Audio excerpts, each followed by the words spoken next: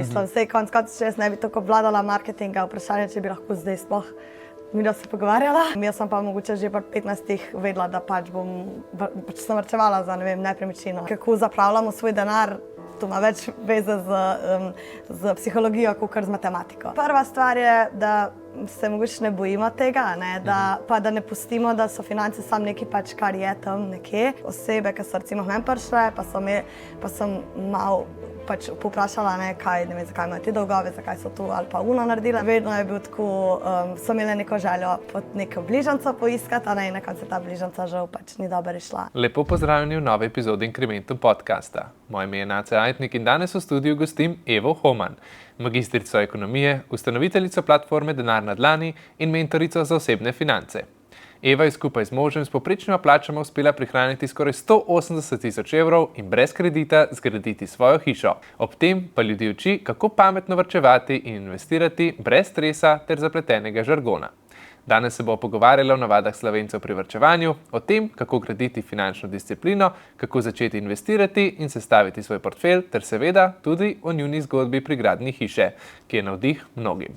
To, kar boste slišali v današnjem podcastu, je namenjeno zgolj informiranju in ne predstavlja finančnega nasveta ali pa nasveta o kriptosredstvih. Več o tem si lahko preberete v opisu podcasta. No, Eva, še enkrat najlepša hvala, da si se ustavila v mojem studiu. Jaz te že kar nekaj časa spremljam, moram reči, in na Instagramu in drugje. No, celo enkrat sem en TikTok naredil o vajinem projektu s tisto hišo, ki je bil kar uspešen, tako da super, tudi danes bova o tem. Tako da ja, še enkrat hvala lepa za obisk. Hvala za povabilo. Mogoče kar začniva s tem, da na tvoji spletni strani sem jaz prebral, da si že kot deklica želela pomagati ljudem, ki so imeli težave z denarjem zaradi pomanjkanjem znanja, ne? Ti si zdaj magistrirala iz ekonomije, že nekaj let nazaj sicer, potem pa si nekaj časa delala v prodaji, v marketingu in tudi v računovodstvu. Kaj bil pa tisti trenutek, ko si ugotovila, da je tvoje poslanstvo v bistvu pa finančno opismenjevanje? Ja, v bistvu je tako, jaz sem že od dosti majhnega imela to nekako po mojem vseb, ker moja mama je rekla, da ko sem bila stara, ne vem, 2-3 leta, ona me brala Ciciban ali neko pač to revijo otroško, da je bila tam noter ena reklama od NLB-ja za neko varčevanje, nek tuli, ne vem, mislim, da je kovanček, mogoče se to spomniš, kaj je bil ta tulimat ali nekaj takega. No in so napisali neko pravljico, pač sicer je bila tu reklama, ampak pač neka pravljica in rekla, jaz sem mogla tebi skozi to pravljico brati.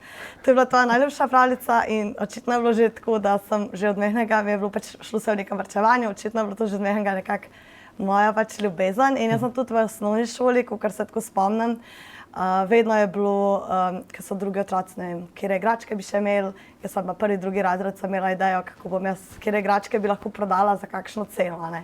Jaz sem pač res nek očitno poseben primer, ne, tako da že od nekdaj je bilo pač to meni ful veselje. Sem pa pač vedno imela občutek, da pač od tega jaz ne bom mogla živeti, tudi to pač ni nek tak poklic, da bom pa jaz zdaj tu nekim ljudem pomagala, ne vem, to se je meni zdaj pač bolj hobija, ne. In šele pol v bistvu, ko sem začela res delati v teh poklicih, ki si jih recimo našteva, ne, tudi študirala sem v bistvu več ali manj marketing, ne, čeprav je bila meni ekonomija ful všeč, ne, tako mikroekonomija, makroekonomija so bile meni v bistvu najljubša predmeta, ne, ampak potem sem šla vseeno v marketing, ker sem mi je zdaj to bolj safe, da bom pač dobila nek poklic, ne, da mi je neko službo. Ampak potem šele, ko sem pa tu začela res delati, sem pa videla, da pač vse je to dobro, ampak meni bo to res veselje, ne. In šele v bistvu, ko sem imela že toliko nekega kapitala, ali kako ne rečem, da pač sem rekla, da bom pa probala, pa bom pač videla, ne. In pol, ko so ljudje to nekako sprejeli, sem rekla, ok, bom pa pač tem vztrajala in to mi je pač zdaj veselje, tako da to je bil čisto po mojem tako spontan proces, no, ni šlo res samo en trenutek, da bi jaz pač rekla, zdaj pa to, no, je bilo par takih trenutkov, no, ampak sem pa vedno imela nek tak občutek, da je to mogoče bolj zame, pa me je pač vlekalo v to smer. Si nekako vedno v bistvu ciljala Mislim, tako čisto podzavestno. No. Ja. Jaz sem res podzavestno imela tudi, recimo, ko sem se odločila, kam bom šla študirati, oziroma še v srednjo šolo, sem jaz skozi hotela iti na ekonomsko gimnazijo. In učitelji so pač, ker sem imela dosti dobre ocene, so rekli, ne, ekonomska gimnazija, to ni zate, ti moraš iti na splošno gimnazijo. Potem sem šla na splošno gimnazijo in potem sem to naredila in sem še vedno hotela iti na ekonomsko fakulteto. In so bili spet tako, pač ti imaš vseeno še dosti dobre ocene, ekonomska fakulteta, to glih ni, a ne, so rekli, pač ne, jaz bom med najboljšimi študenti, a ne, če bom šla na ekonomsko fakulteto. In sem pol vseeno tudi šla.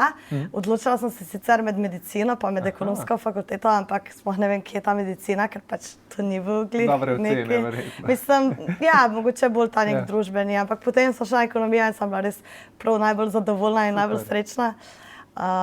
Ja, in tako sem potem v bistvu tudi takrat, no, ko sem se mogla odločiti, v katero smer, in sem doma pač rekla, jaz bi šla rada osebne finance, nekaj s tem, in sem rekla, pač če ga pozabite, v Ameriki so ti finančni svetovalci, ti pač tukaj ne moreš, a ne, tle Ja. ni tu, a ne, ti ne moreš to delati, da je pa traš kaj drugega, ne, sem potem izbrala marketing, ampak sem očitno bila nekako, imela sem pač ta občutek, da bo to enkrat mogoče lahko delala, ne. Razumem, super in pravilno, da si se držala te Tako da. poti, no, ker tudi danes si že kar uspešna v teh vodah. Povej mi, katere te veščine, ne, ki si študirala marketing, ne, potem prej si se malo lovila, prodajo računovodstvo, kaj ti pa zdaj najbolj pride prav iz tam, ko delaš s strankami, ko razlagaš finance? Mislim, itak mi vse pride na koncu prav, ne. Mislim, vsej konc koncev, če jaz ne bi tako obvladala marketinga, vprašanje, če bi lahko zdaj sploh midva se pogovarjala, oziroma če bi sploh lahko mogoče to počela na takem nivoju, kot zdaj počnemo, ne. Ker vseeno, ko sem jaz začela recimo pred, ne vem, 3 leti s tem projektom, je bilo to še vseeno tako, v Sloveniji ni bilo še to tako razvito, a ne, tako da bi ljudje iskali pomoč na tem področju, se mi zdi, da je bil še vseeno to nek tabu, a ne, da bi se informirala o teh stvareh, je bilo tudi tako malo nenavadno. In ja, pač se mi zdi, da takrat sem nekako, pač mi je to definitivno ful pomagalo, ne, da sem imela to znanje z marketinga, pa računovodstvo itak pri SP-ju in res sem pride prav, a ne. Tako. Tako da tudi pač konec koncev prodaja na nek način. Tako da vse pač te veščine so mi pa še prav, no. Kar se pa tiče samih financ, pa isto, a ne, saj jaz v bistvu, to je nekako, moje življenje je v bistvu vse v tem noter, a ne, vpleteno. Tako da tukaj vso to znanje jaz vlečem naprej, a ne. Tudi recimo moje stranke dostikrat pridejo s kakšnimi ali poslovnimi idejami, ali pa mogoče kakšnimi izzivi, ali iz, ne vem, računovodstva prodaja, a ne, pa jim lahko pač tukaj veliko pomagam, a ne. Tako, ja. Si pa tudi rekla že, da je tvoj odnos do denarja drugačen od večine. Kako to misliš? Zakaj prav tvoj odnos do denarja drugačen? Mislim, ne bi rekla moj odnos, pač, Ja. ampak dajmo pač biti realni, a ne, večina ljudi, ne vem, v mojih letih ali pa v najnih letih, a ne, ima mogoče tako, še začne mogoče razmišljati o tem, kako bojo zdaj svoje finance naredila, ne, oziroma mogoče sploh še ne razmišljajo o tem, da bi investirali za pokojnino, da bi, ne vem, varčevali za prihodnost, za otroke in karkoli, a ne. In jaz sem pa mogoče že pri 15 vedela, da pač pač sem varčevala za, ne vem, nepremičnino, a ne. To je recimo dosti nenavadno za, po moje, neka ta leta, a ne. In zato bi jaz rekla, da je mogoče ta odnos do denarja, ampak to je spet povezano s tem, kar sem na začetku rekla, ne, da pač sem jaz malo posebna v tem smislu, da pa mogoče malo drugače gledam na finance, kakor večina, ne. Ja, absolutno. Jaz sicer zdaj šele nekaj let, no, v tem svetu, sicer konstantno se mi zdel zelo pomemben, je pa res, ja, večina šele zdaj, ne, v teh letih, ko končajo počasi študijem, potem pa začnejo razmišljati, ne, sej tudi denar prav pride, ko ni več tega študentskega statusa, ne, in temu. In s tem, ne, ti daješ kar velik poudarek v bistvu natančnemu spremljanju svojega lastnega proračuna, ne, da analiziraš vse odlive, prilive. Kako bi ti svetovala, kako naj začne nekdo, ki še nima izkušenj s tem, mogoče ravno ta, ki je končal s faksom, začel razmišljati o financah, kako naj začne s sestavljanjem svojega osebnega proračuna? Ja, zdaj prva stvar je, da se mogoče ne bojimo tega, ne?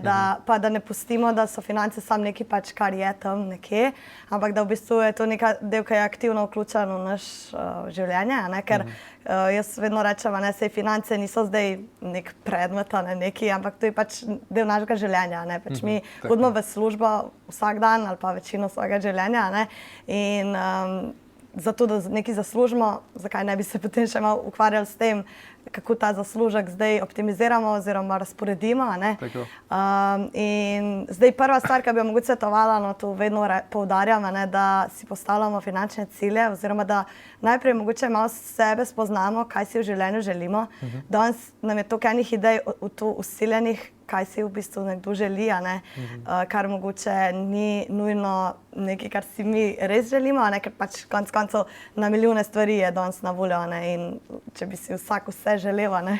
Hitro pa zmanjka proračuna, ne? Tako da če si te neke dobre prioritete postavimo za začetek, se mi zdi, da je to en korak, potem pa ja, spet, da pridemo nekako do tega, kako zdaj te prioritete čim lažje doseči.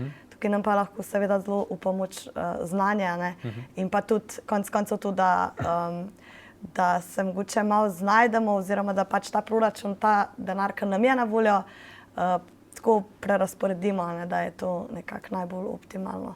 In to naredimo tudi s spremljanjem proračuna, ne? Oziroma tam se nekako začne vsa stvar, ne? Ker mi vidimo, kako zdaj ravnamo z denarjem, malo analiziramo, nam je to všeč ali nam ni in potem v bistvu iz tega izhajamo in lahko kaj izboljšamo.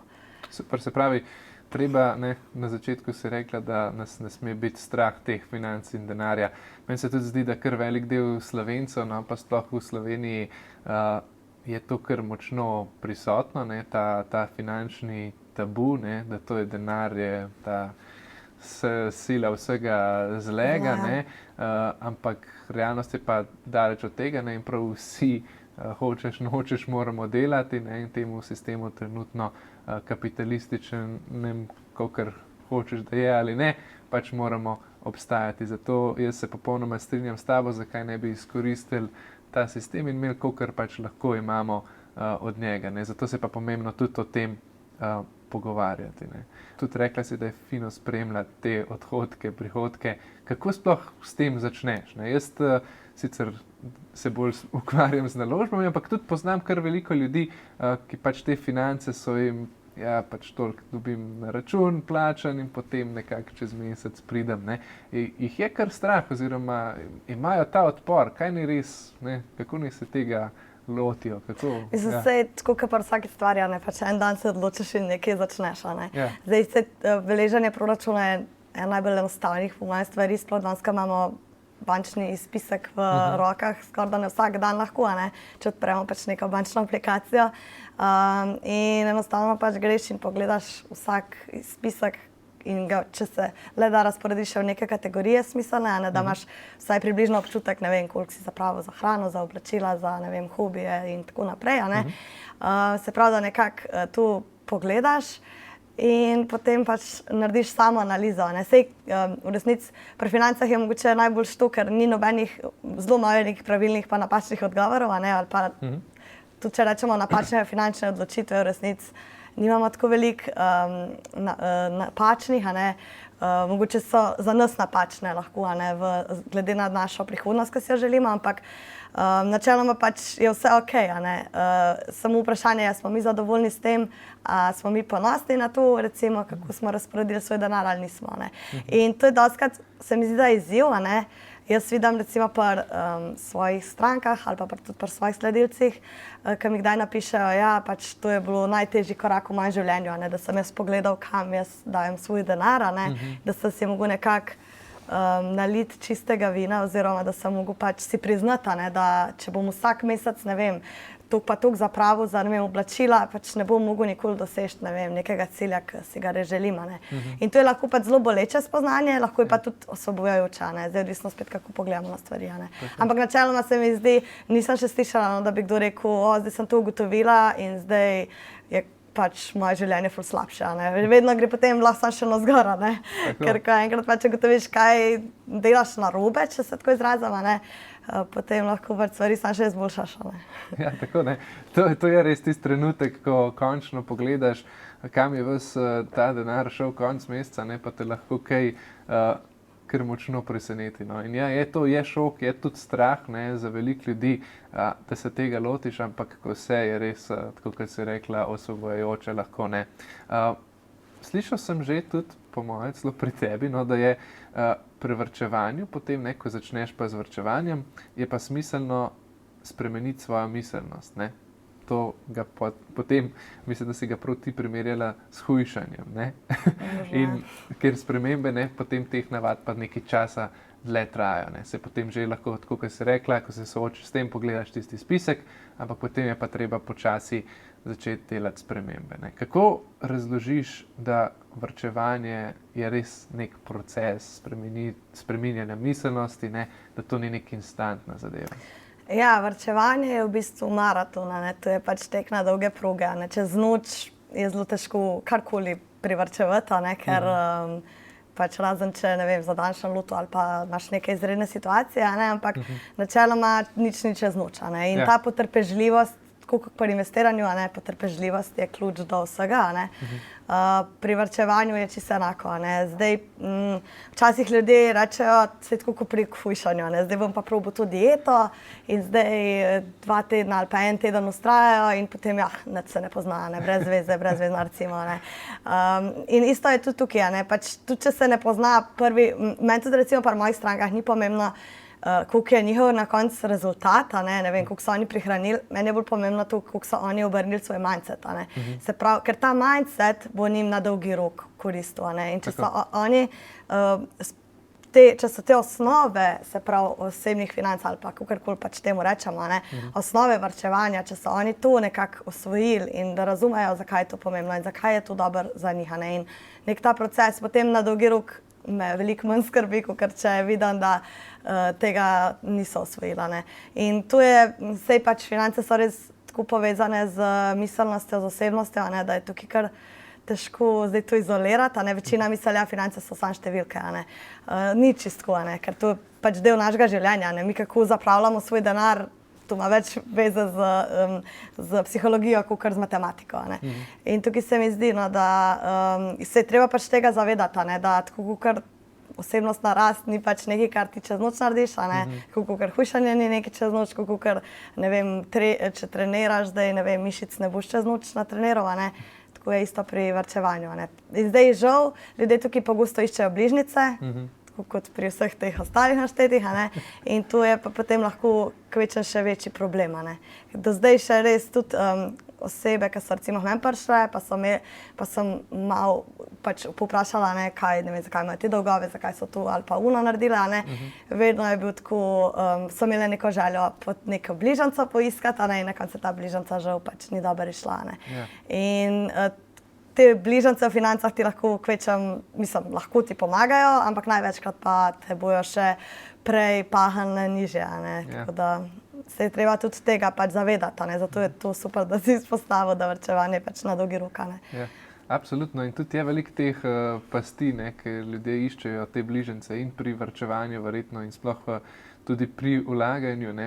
Vedno so tiste 2 stvari, ki jih mi sploh poudarjamo, ne, da te obogatitve čez noč pač ni, ne, tega ni, pa tudi garancij ni, ne, tako da treba res na dolgi rok spremeniti svoj mindset, na pri varčevanju lahko bolj vplivaš na to, ampak ja, kater del tega procesa varčevanja se pa tebi zdi, da je najtežji pri ljudeh? Definitivno ta miselnost, ne. Sploh v današnji dobi, ko pač smo obkroženi s tisoč in enim faktorjem, ker nam pač hoče še bolj potrošno vsiliti, ne. Se pravi, danes smo v bistvu po mojem dobi, kjer trošimo več, kot smo kadarkoli doslej, ne. In je največji pritisk je na temu in to se mi zdi, da je največji izziv, ne. Sej, jaz to dostikrat rečem, ne, da investiranje je potem dosti enostavno, ne, ko ti enkrat znaš pač varčevati, ne. Ker problem pa je, če ti nisi sposoben prišparati 100 evrov, bi pa si zelo želel investirati. Ti si lahko najbolj vrhunski investitor, ampak 100 evri boš pač žal težko naredil neko bistveno razliko, ne? Ali pa še čez 100 evrov nimaš. Ne? Ja. Tako da tukaj se res treba zavedati, da to so pač koraki. Ne? Najprej so urejene finance, potem je neko kratkoročno varčevanje in potem gremo mi lahko v neko investiranje. Ne? Tako. In tukaj se mi zdi, da največji izziv je ta preskok narediti, ne? Med tem, da grem iz meseca v mesec, do tega, da imam pač, ne vem, privarčevan 3-kratnik, 6-kratnik, 12-kratnik in tako naprej, ne? Mesečnih recimo odhodkov ali tako naprej. To je po mojem tukaj pa pač je treba največ delati na neki miselnosti, ne? Kar je pa res težko. Ne? Mislim, tukaj ne moram lagati, da je to najlažji del, ne? Ker smo si pa zelo različni. Ne? Tudi profili ljudi, ne? Kako pač imamo pogled na denar, je zelo, to, kar sem že na začetku rekla, mogoče jaz sem bolj v to smer, da mi to mogoče bilo odvedno enostavno, ne vem, se odrekati nekim kratkoročnim užitkom, nekomu je pa to izredno težko. Ne? Ja. Pa tudi ne učijo nas tega, ne? Niti v osnovni šoli, če se ne specializiraš, ne v srednji šoli, nikoli ne dobiš. Tudi jaz sem, bom rekla, med bolj specializiranimi gledalcev sem recimo hodila na ekonomsko fakulteto, pa tudi tam nismo o osebnih financah, sploh veliko govorila, ne. Ker tam, to je čist, ekonomija je čist, se mi zdi, da razred zase, ne. Mislim, to je veda, ki v bistvu ne vključuje tako osebnega proračuna v resnici, ne. Tako da, ja, tukaj se mi zdi, da več ali manj se učimo pač od staršev, od mogoče okolja, mogoče zdaj zadnje čase, mogoče tudi od Instagrama pa TikToka, ne, ampak načeloma bi bilo zelo smiselno, no, če bi se pač učili tudi v šoli, ne. Ampak spet, tudi če bi se učilo temu v šoli, ne, to je vseeno, moramo se zavedati, da je tle pač vzor je toliko močnejši, ne, da tudi če mislim, lahko bi definitivno to ful pripomogala, ne, da se razumemo, ampak vseeno se mi zdi, da pa v družini bo še vedno ta pretežna vzgoja, ne, bo pa prevladala tudi, če bi bil ta predmet v šoli, ne. Ja. Se pravi, da naj starši poskrbijo. Mislim, starši vsekakor, ja. Tukaj tudi dostikrat me vprašajo, ne, kako naj pa jaz zdaj otroka naučim, ne, z denarjem. Ja, najprej sebe dobro nauča, ne, pa pač boš tu čist normalno, organsko predajal naprej, ne, mislim. Ne vem, jaz svojega otroka nič posebej ne učim o financah, ne.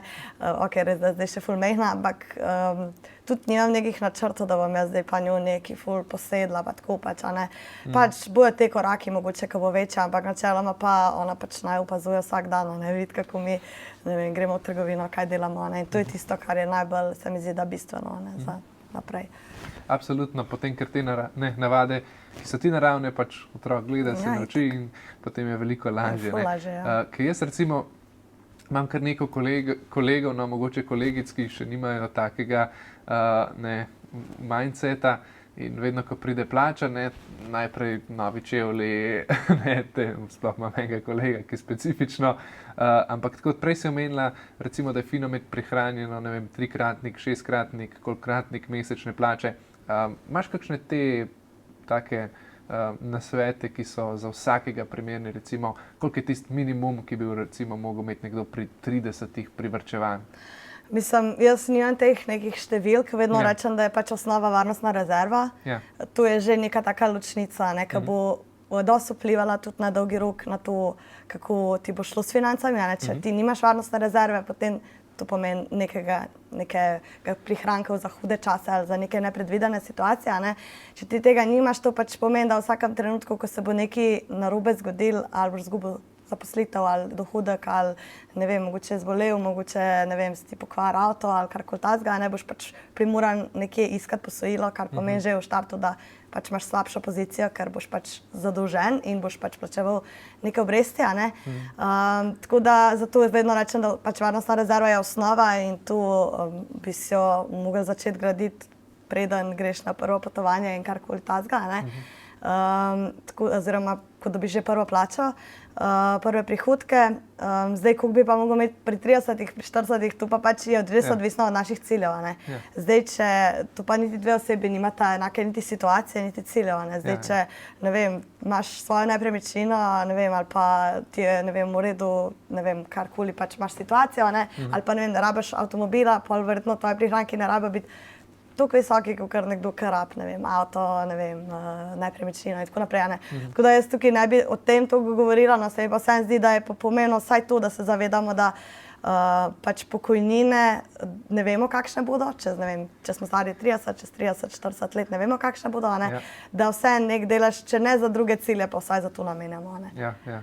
Absolutno, za pokojnino je treba čim prej začeti razmišljati, ne, ker zaenkrat je še vedno bila. No, jaz tukaj pred nekaj časom že imel gospoda Simiča, ki je sicer mi povedal, mi dal vedeti, da zaenkrat še so pokojnine, pa da tudi on se je že izpraševal o tem, ali bojo, ne, ampak vedno je pa treba razmišljati s tem naprej, no, kajti inflacija je vedno višja, ne, in pokojninski proračun je vedno manjši, populacija je pa vedno starejša, tako da ni prav kompleksna matematika. Ja. Na temo varčevanja, no, še me zanima, kaj ti misliš? A je bolj smiselno poskusiti povečati svoje prihodke ali bolj smiselno nadzirati odhodke? Ja, to je zdaj zelo dobro vprašanje. Najboljše oboje, ne? Mislim, zdaj spet bom rekla, tako odvisno je najprej od ciljev, ne, kakšni so pač naši cilji, ker moramo tudi to dati nekako na tehnico, ne, kratkoročno, pač tudi da se ne bomo narobe razumela, ne, tudi čas danes je pomemben, ne samo pač čas v prihodnosti, ne, da bi zdaj samo gledali, koliko bomo prišparali za prihodnost, tudi ni smiselno, ne, nedogled. Ampak se mi vseeno zdi, no, da se mogoče prepogosto ne zavedamo tega, da je včasih veliko lažje znižati odhodke. Jaz vedno rečem, najprej pač narediti optimizacijo odhodkov, potem se pa ti trud v to smer, da povečaš svoje prihodke. Zato, ker tudi ene raziskave so pokazale, ne, da če se nekomu dvigne plača za 200 evrov, bo to občutil samo en mesec. Ja. In tu nam pač kaže na to, da višji dohodki na koncu ne rezultirajo nujno v višjih prihrankih. In tukaj se mi zdi zelo pomembno, da imamo najprej to kontrolo res nad proračunom, se pravi nad odhodki, ker tukaj imamo lahko ogromno kontrole. In potem, če na to kontrolo dodamo više prihodke, še toliko boljša.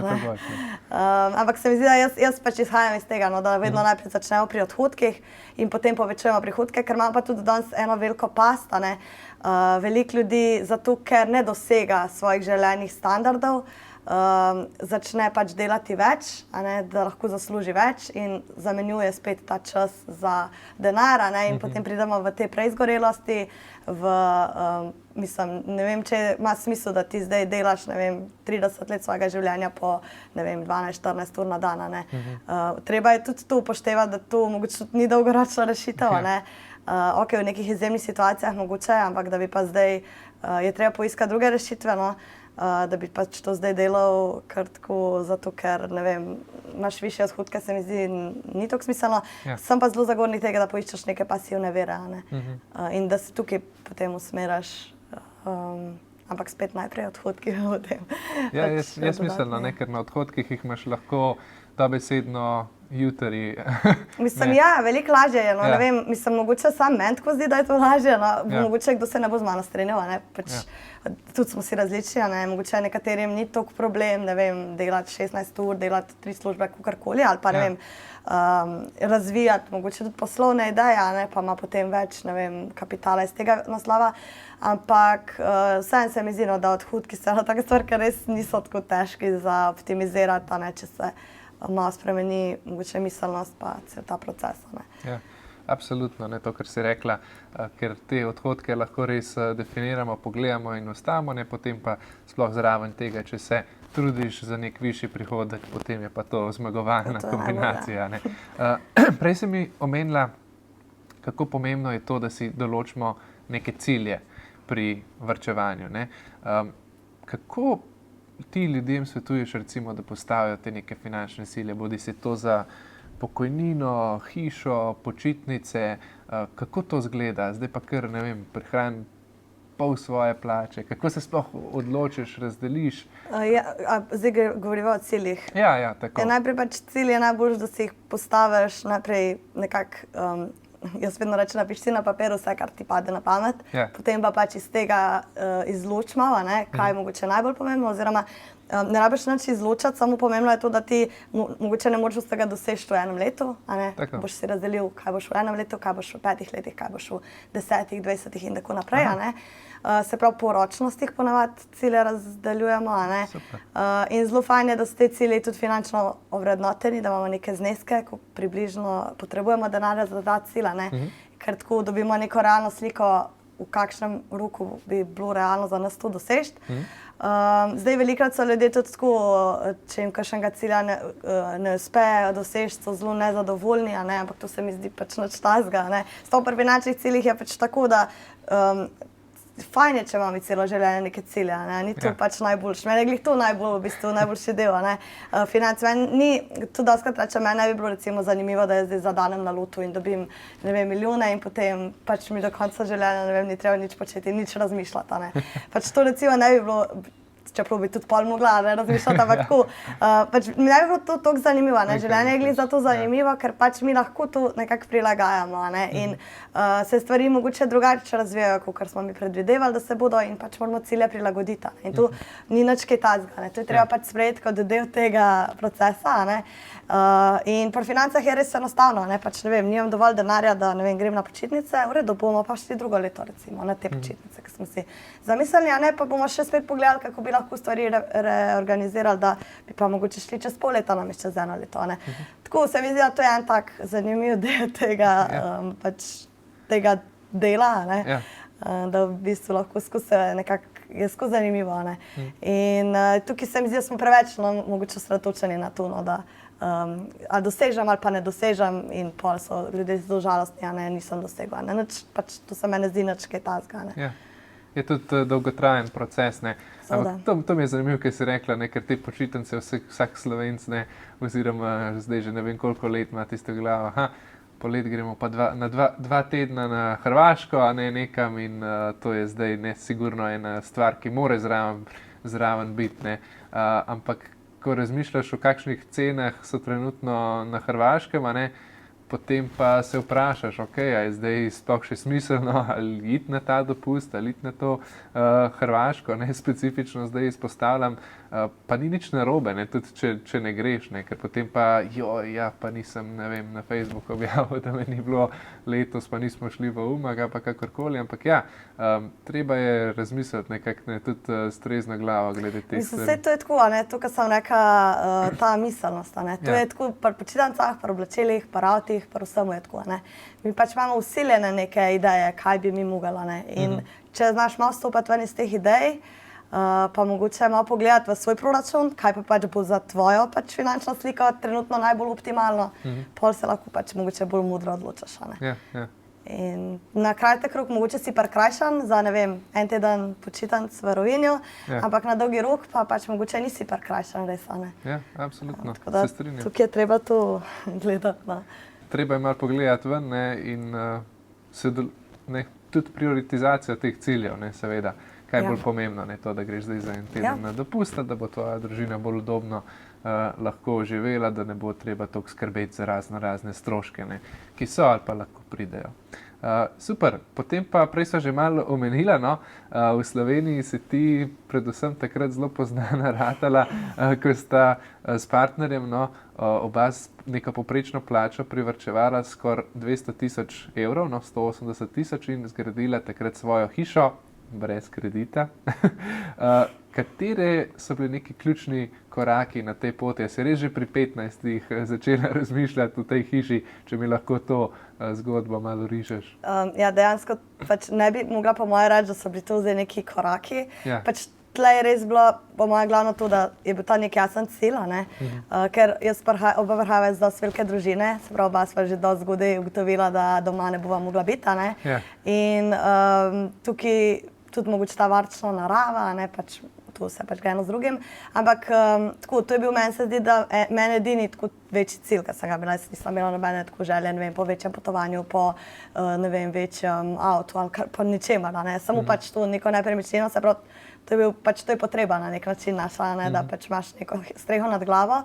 Zdaj, jaz, ko sem pa šla iz faksa, oziroma jaz sem študirala 1 leto v Kanadi, ko sem pa šla domov, sem imela v bistvu že stvari tako v škatlah spakirane, in takrat sem šla potem tudi živeti v najem. In ko si ti pač v najemu, vsak mesec plačuješ imaš še večjo motivacijo, ne. Ja. To sem bila jaz takrat stara, po moje 21 recimo, ne. Ja. In takrat sem tudi imela pač že svojo prvo zaposlitev, oziroma pač bolj resnejšo službo, bom rekla. In seveda pač edina logična poteza, da pač kar se da veliko prišparaš, a ne. Ja. Takrat sem bila pač navajena na nizek standard in potem ni bilo zdaj tu prav cilj zgraditi hišo brez kredita ali tako, a ne. To ni bilo zdaj, da ti, ker konec koncev se tukaj spet stvari niso tako jasne, a ne. Ti tako ne veš, koliko bojo nepremičnine, kaj boš pač, kako boš sploh se razpletala, ne. Res je, da vedela sva, da bova pač gradila nekaj manjšega, nekaj bolj, čim bolj on a budget, a ne, oziroma ne bom rekla, da je zdaj res on a budget, ampak ni to zdaj neka graščina, ne. Tako da tukaj sva definitivno pač optimizirala, kakor sva lahko in potem pač gre to spet eno z drugim, ne. Dobila sva tudi parcelo, no, to tudi dosti moram poudariti, a ne. Sicer spet je to tukaj, a ne, pač to je v bistvu bila nezazidljiva parcela in tako naprej, a ne. Tako da pač to ni bila zdaj to neka zadeva, ki bi mi jo prišparala, ne, ja bi si tako parcelo lahko tudi privoščila, ne, realno, pač, ker to niso neke visoke vrednosti bile, a ne. Tako da tukaj spet, a ne, nekdo bo izbral, ne vem, da za 150.000 evrov kupi parcelo, nekdo bo pa za 150.000 evrov pa postavil celo hišo, a ne. Tako da tukaj mogoče te številke niso tako pomembne, ne, kakor pač se mi pa zdi pomembno izpostaviti, ne, da če imaš ti en cilj, je veliko lažje, kot če imaš ti 50 ciljev, a ne. In danes recimo mladi imajo pač veliko več kot sam en cilj nepremičnino, ne, in potem je to težko, če bi mi da pač hodila na, ne vem, kakšne počitnice, če bi imela, ne vem, kakšen boljši avto, ne, ali pa ne vem, kakšne take zadeve, da eventualno mi da do tega cilja ne bi mogla pri svojih letih pridati, a ne. Tako pa pač vse je kak je šlo, ne, z vsemi okoliščinami. To mi je zanimivo, ja, ker se pravi, niste imela točno določen cilj teh 180.000, ampak vajen cilj je bil pač postaviti si hišo, ne. Ja. Verjetno to je še posebej tebe motil, ker sta plačevala tisto najemnino, ne, ker dejansko tiste najemnine Mislim, ni me motil, ker nisem imela tega druge možnosti, a ne. Tako Ja, da to pa res, pač sem si tudi takrat tako optimizirala, da je bila to res ugodna, mislim, da je bila relativno ugodna najemnina. V bistvu se mi zdi, pol tudi, če si tak človek, kakor sva recimo midva, da potem se mi zdi, da se ti stvari kar nekako optimizirajo same časa, ne. Pač se kar najdejo neke rešitve, a ne. Ne vem, še vedno ne vem, kako sva takrat dobila, mislim, da je bila cena, ne vem, najema 300 evrov, mislim, da plus stroški. Kje pa je bilo to? V Ljubljani skoraj, ni bilo čisto v centru, ampak To je bilo skoraj jackpot. zelo, ampak to je bilo pred korono, Ja, ko so bile ja. še dejansko te cene, no spet ni bilo tu neka luksuzna pač Ja. garsonjera, whatever, no se pač ni tako pomembno, ampak se mi zdi, no, da tako tu so bili oni faktorji, ki pač te motivirajo, ne. Ker jaz sem pa pač tudi taka, ne, da jaz pač si postavljam roke, a ne vem, ko bom dokončala faks, jaz takoj, ko sem končala, sem v bistvu skenslala najemnino in sva šla v bistvu živeti nazaj k staršem, a ne, ker nisem več rabila biti v Ljubljani, tako da sva nekako na ta način potem spet nekako optimizirala, a ne, stvari. Hotel sem se te to vprašati glede te najemnine, ne, ker veliko Slovencev se sprašuje, zdaj seveda vemo, kakšne so cene nepremičnin, ne, stanovanj, sploh tistih v Ljubljani, najbolj priljubljenih, pač so res kar astronomske, ne, ampak hkrati pa tudi najemnine, ne. Kdaj se splača iti na svoje, kdaj se splača vzeti kredit, mogoče, če ga dobiš sploh dovolj, ne, narediti ta korak in ne plačevati te najemnine, ne, ker veliko ljudi pravi, da najemnina je samo denar vržen v koš, veliko ljudi pravi, da pač to je nekaj potrebnega in se ti mogoče celo bolj splača, ne, kot lastna nepremičnina. Kako ti na to gledaš? Mislim, tukaj je definitivno treba individualno preračunati, a ne. Zdaj, če imaš pač željo živeti v nekem večjem mestu, ala Ljubljana, je zelo verjetno, da boš prišel na koncu do izračuna, da se ti najemnina bolj splača. Če pač imaš željo, možnost živeti nekje zelo odročno, recimo midva živiva pač čisto izven Ljubljane 1 uro, a ne, pač tam pa, mislim, tam bo pa že malo težje si izračunati, da se ti to mogoče ne splača. Spet je pa odvisno od več dejavnikov, ne, koliko imaš ti prihrankov, kakšno imaš tudi želje, ne, konec koncev, kakšno nepremičnino si želiš. Že parcele, sem rekla, ne, lahko je tu 100.000 evrov, lahko je 10.000 evrov, ne, tako da tukaj dejansko so ful enih dejavnikov je treba vzeti, a ne. Definitivno se strinjam s tem, da se ni dobro zapičati v to, da moraš iti v nakup, a ne. Danes smo Slovenci smo itak s tem obremenjeni, a ne. Jaz nimam problema s tem, da bi živela v bistvu celo življenje v najemu. Nič ne bi imela pač tudi proti temu, no, če bi se pač tako izšlo. Ampak mogoče jaz sem imela takrat neko to željo, ne vem. Mogoče tudi spet to, a ne, to prepričanje, da pač moraš to, ne vem, kupiti ali nekaj takega, ne vem. Ali pa mogoče sem jaz imela ta občutek, da se mi bo to bolj splačalo na dolgi rok, ne vem.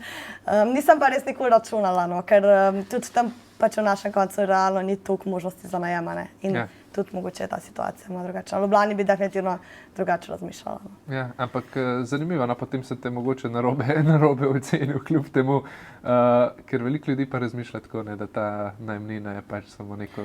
Ne, jaz sem tudi v svoji delavnici finančno načrtovanje, gradnje in varno zadolževanje. Smo imeli noter eno poglavje prav o tem najem ali nakup in smo prav računali, neke primere sem tako imela, ne, kako pač izračunati zdaj tu, ne, kaj se bolj splača.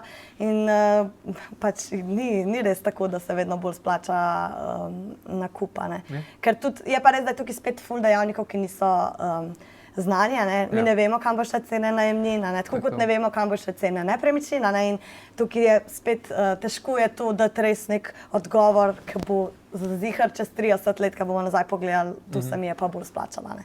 Tako da tukaj mogoče tudi malo po feelingu, no, se mi pa še vsem zdi, ne, če si ti 2-3 leta v najemu, ali pa 5-10 let v najemu, ne, to ni nobena izguba, ne, če pač je pa spet isto kot pri drugih stvarih, ne, treba tudi to optimizirati, ne. Danes recimo pogosto vidim, ne vem, ljudje, ko mi plačujejo za najemnino, ampak niso pripravljeni, ne vem, se odmakniti od centra za, ne vem, 20 kilometrov, ne.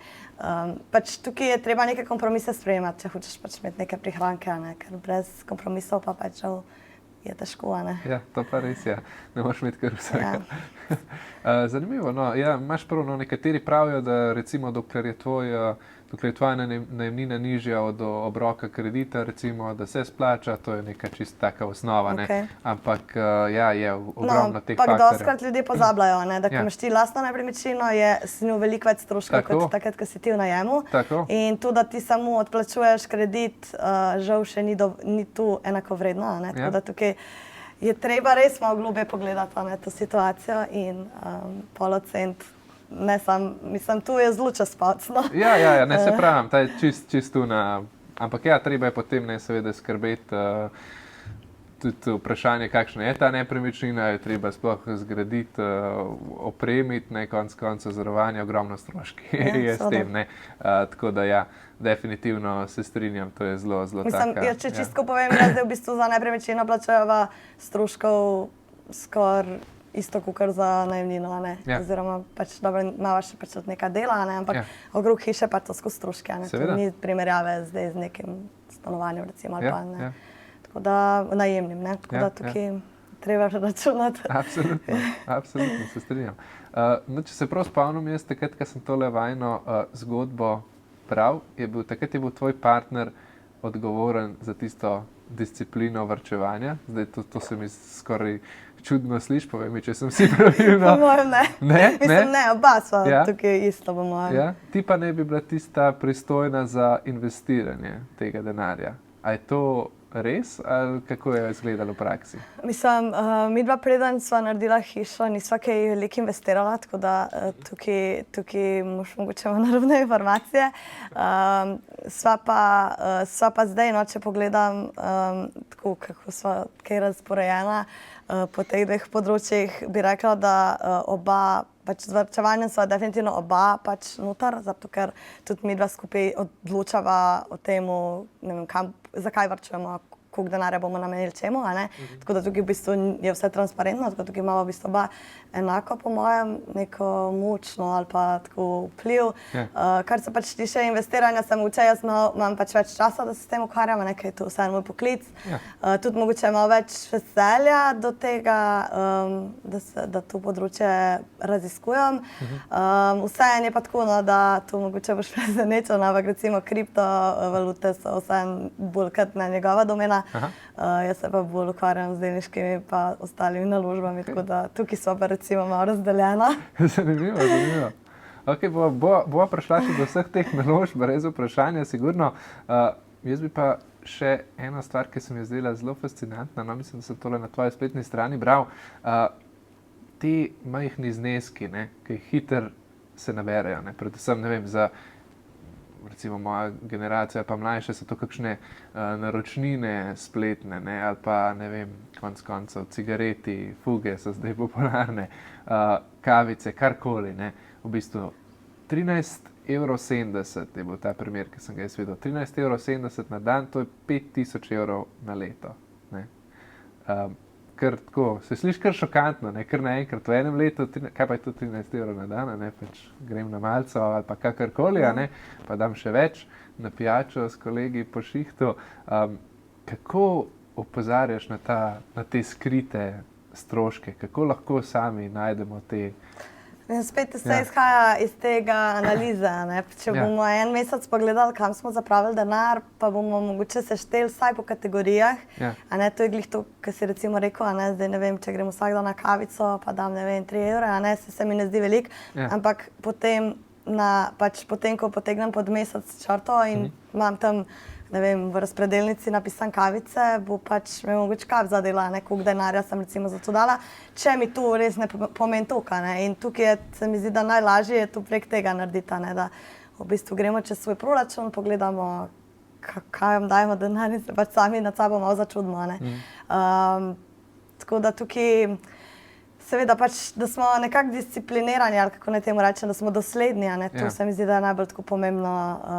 In tudi recimo, predvsem to, da ne rečemo, dobro, saj samo 1 €, ne. Jaz recimo, ker to zaslišam, me kar srce zaboli, a ne, če kdo reče, pa saj samo 1 €, ne, pač ni samo 1 €, ne, ker če je samo 1 € tam, pač jaz tukaj vidim, kakšen je tvoj mindset, a ne, če pač boš tam rekel 1 € tam, 1 €, tam 1 €, pač na vseh področjih 1 €, na koncu pač mi je jasno, zakaj ti nič ne ostane, a ne, ker enostavno je spet to tista miselnost, da vsak evro na koncu šteje, ne, in če se tega samo malo zavedaš, je lahko lažje potem, a ne, se mogoče odločati. Ja, to je ta pregovor, ne, kamen na kamen. Ja, to je ta pregovor.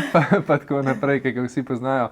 Zanimivo, kako pa ti predlagaš, da ljudje potem plačujejo? Recimo, jaz vse delam s kartico, ker, ne vem, Revolut ti to že sam vse zelo vrhunsko razdeli, ne, ampak je mogoče bolj smiselno z gotovino, ne, eni tudi tisto kartico potem kar vlečejo in jih ne zanima. Ja, odvisno je od posameznika, ne, eni ljudje so zelo vizualni tipi in v bistvu nimajo tega občutka za denar, mogoče eni imamo več, eni manj, ne, občutka za denar, in če nimajo nekaj fizično v roki, nimajo občutka, da so zapravili. Tako da tem ljudem definitivno lahko korist, da imajo samo gotovino, a ne, ne vidim pa to kot nujno, a ne. Imamo več teh sistemov, kako lahko v bistvu razporejamo denar in tudi s kartico. Smo lahko enako dosledni in ozaveščeni, a ne. Se pravi, nima veze v bistvu bolj od človeka. Ja, jaz mislim, da to je zelo individualno. Okej. Prej sva se že malo pogovarjala o tem na kratko, ampak gleda zdaj ta družbena omrežja, ki jih imaš, ne. Recimo zdajle jaz že celo poletje, ne, sem se odločil pač, da letos bom bolj delal, ker je bila ena taka priložnost. Vmes pa greš hitro pogledaš te storije, no, na Facebook mogoče, kakorkoli, pa vidiš, te so pa na jahti, na morju, na temu, ne, in hitro te začne malo tisto, ne, pritiskati, da joj, ne, jaz pa kle delam, pa se mi nič ne dogaja, ne. Kako se lahko zaščitimo recimo pred tem pritiskom? No, name recimo ne vpliva, ker pač imam tisti dolgoročni pogled, ampak na veliko ljudi pa, ne, tisto fear of missing out, tisto FOMO, tisto, kaj lahko naredimo? Imaš kakšno nasvet glede tega? Mislim, definitivno, da se izogibamo vsem stvarem, ki na nas na tak način vplivajo, da bi se mi slabo počutila, ne. Jaz pravim, dajte se obkrožiti s pozitivnimi ljudmi, s pozitivnimi profili konec koncev, a ne. In takimi profili, ki imate od njih neke koristi, ne da vam nabijajo slabo vest. To se mi zdi, da je prvo, a ne, zdaj spet smo različno nagnjeni k temu, a ne, recimo mene tak stvari niti približno ne ziritirajo, a ne, mogoče nekoga pa zelo, a ne, in nekoga to lahko zelo prizadene in zelo boli, da si mogoče on tega ne more privoščiti. In v tem primeru vsekakor pač takim profilom se dajte probati izogibati.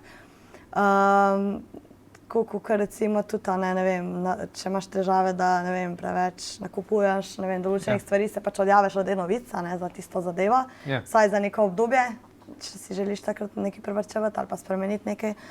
Tako da tukaj se mi to zdi kar ključno, da se pač usmerjamo v to, da probamo se odmakniti na nek način od tega, tudi primerjanja, ne. In spet tudi, da delamo na sebe, ne, ker tukaj tudi to spet izvira iz nečesa, ne. Zakaj se zdaj jaz slabo počutim, če je tam nekdo na jahti, jaz pa nisem, ne, zakaj bi se jaz zdaj slabo počutila. Tukaj je treba pač malo kopati vase, ne, kar noben ne mara, in prija do teh ugotovitev, ne, to izvira iz moje, ne vem, ne samozavesti ali iz, ne vem, ne, nikoli ni, no, ne bom rekla nikoli, ampak zelo redko je tukaj pač samo nek zunanji vzrok, ne, je tudi lahko nek notranji. Se pravi, če moj sosed recimo kupi BMW-ja, potem moram jaz zdaj Audija. Ja, mislim, tukaj bi bil najboljši odgovor, da pač tu sploh ne opaziš, ker avtomat tvoj sosed, ne. To se mi zdi, da je neka najbolj taka stvar, ki pokaže, ne, da koliko si ti v bistvu koliko te neke te stvari gane, ne, ampak ja, se vem, to je težko biti pač izoliran. Mislim, to je že v slovenski, v slovenski DNK-ju, ne, da pač se primerjamo s sosedi ali kaj, ne vem. Tako da, ampak tukaj moramo pač tudi na tem delati, ne, zakaj, mislim, veliko imamo še dela na tem področju. Absolutno se strinjam. Kako pa te impulzivni nakupi, recimo, kaj so jaz, ne vem, kdaj tudi me zasrbi, pa vidim, ne vem, kakšen karkoli na internetu. Tako da jaz si rečem, ok, če bom jutri še toliko navdušena, pa ne vem, čez 2-3 dni, si rečem, potem bom razmislil, ali ne kupam ali ne. Kako pa ti recimo delaš s temi impulzivnimi nakupi? Imaš kakšen predlog, kakšen nasvet? Definitivno nasvet je ta, da prespiš dan ali dva, ne, ali pa teden ali dva, ali pa tudi mesec ali dva. Ne vem, mislim, moje pravilo je, da, pa ni to niti pravilo, pač jaz tako vidim pri sebi, recimo, če je nekaj več kot 10 evrov, zihar bom vsaj en teden razmišljala, a bom kupila ali ne, pa 10 evrov je mogoče, ok, idemo zdaj v določenih kategorijah, ne, če je to nekaj, kar je recimo na Instagramu oglas, ne, dajmo tako reči, da bom razmislila sigurno en teden, ne, za neke stvari, ki so že več kot 10 evrov, recimo, ne, in tukaj si je treba to mejo postaviti, ne, kje zneski so zame tisti limit, ko bom pač odštel in ne bom preveč razmišljal, kateri zneski so pa tisti, ki bom malo premislila, ne. In tukaj definitivno je treba biti, mislim, če si želiš imeti neke urejene finance, pa da si zadovoljen na konec meseca, ne, s svojimi nakupi, ne, ker tudi o tem govorimo, da recimo, ne vem, zdaj hitro si kupam, ne vem, 5 hlač, 5 majic, tam sem videla neko akcijo, kupam, pa v bistvu nič ne nosim. To je pač izgubljen denar, ne. In tukaj prvo je zavedanje, da se pač tega zavedaš, da to počneš, potem pa probaš eliminirati, ne, oziroma pa znižati. In enim pomaga tudi to, da, ne vem, pustijo v košarici in zaprejo in potem nekako pozabijo in ko je spet ta priložnost, se spomnejo in rečejo, saj nič od tega več ne rabimo, ne. Tako da tukaj se da spet s to neko zavednim ravnanjem ful, se mi zdi, da usmeriti pozornost drugam, pa da nisi. Tudi konec koncev, pa to je mogoče, zdaj malo bom plunila v svojo skledo, tukaj simo na teh družabnih omrežjih, a ne. In to definitivno lahko spodbuja pač to, da, a ne, če bi imeli bolj zaposleni s čim drugim, ne bi imeli mogoče toliko časa razmišljati o tem, kaj nam še manjka. Absolutno se strinjam. Ne, jaz sam tudi vidim ogromno enih plusov na teh socialnih omrežjih. Imam, ne vem, konec koncev imam sodelavca, ki uporablja TikTok samo za izobraževalne namene. Mislim, meni je to skoraj noro, ne. Da slišiš, ne, ker TikTok je prav znan po tem, da je, ne, tisti vir vsega zla, oziroma samo entertainment, ne, v bistvu samo za zabavo, ampak on ga pa prav specifično samo za to, tako da očitno se tudi da, ne, ampak ja, po eni strani pa tudi že je to tekmovanje, ne, na teh socialnih omrežjih prisotno, ker samo te lepe šajne stvari objavljamo, ne, in tako da treba je malo kdaj stopiti nazaj pa reči, ok, vse lepo in prav, ampak tle pa tudi neko realno življenje se zadaj skriva. Zanimivo me je, na tvoji spletni strani piše tudi, da pomagaš Slovencev pametno varčevati in investirati brez stresa in zapletenega žargona, ne. Velikokrat se soočam tudi jaz s tem, da stranke pravijo, da finance pa varčevanje, pa investiranje, pa vlaganje, pa to je groza, ne. Ampak ti praviš, da to ne rabi biti kompleksno. Ja, jaz se tle mislim, da bomo tako rekli, finance so tako kot tudi, ne vem, kot kuhanje, ne, zdaj midva začneva, pa pečeva jajca, pa pečeva kruh, pa ne vem, mogoče tako lahko, pa so neka visoka kulinarika, ne, in isto je tudi pri financah, ne. Lahko začnemo s preprostimi recepti in potem nadgrajujemo svoje znanje in tudi pač prilagajamo svojim sposobnostim. Tudi investiranje, ne, ampak se mi zdi, da veliko ljudi ima ta strah, ne, to moram ful, se tudi jaz sem imela včasih ta strah, ne, pa investiranje, to je ful zapleteno, ne, še na faksu, ko smo imeli ta predmet investiranja, ni bil to najlažji predmet, ne, in pač, ker so tudi te izrazi, ne, in tako zna biti pač zelo zakomplicirano, ampak v resnici, v praksi, se mi zdi, da spet ni to neka taka znanost, ne. Saj začeti investirati je, lahko danes je to res preprosto, ne.